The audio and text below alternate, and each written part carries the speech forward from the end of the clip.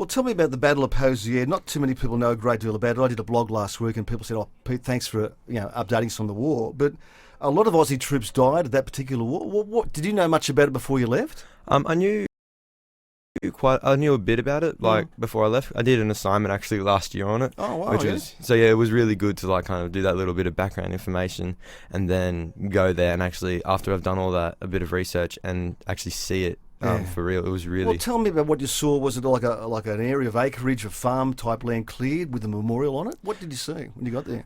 So what it used to be was there used to be a windmill there. And so, of course, windmills are usually on really high land. So you can, well, not really, in France there's not much high land, but yeah.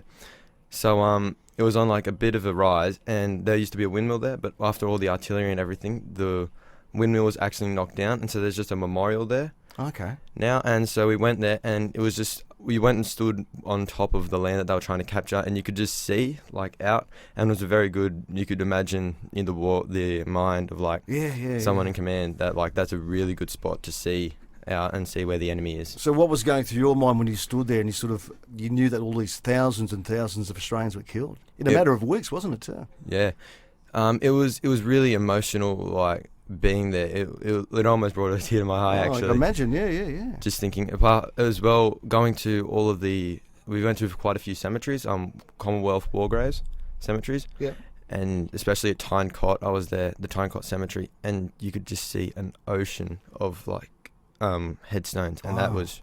Geez, it would be moving, wouldn't it? That was really moving. So, from what we know, 23,000 casualties from Australia. Of those, 6,800 were killed or died of their wounds. That was only in a matter of weeks, is that right? Yeah, that was only in a matter of 7 weeks. 7 weeks. So that's something comparable, to say Gallipoli, but what happened to Gallipoli happened over a matter of 8 weeks, which is comparable to that. Yeah, wow, that's a lot of people, a lot of casualties. And as I said, look, most people don't know a great deal about it, the Battle of Pozières, but look, we do now, which is great. And I thank you for coming in.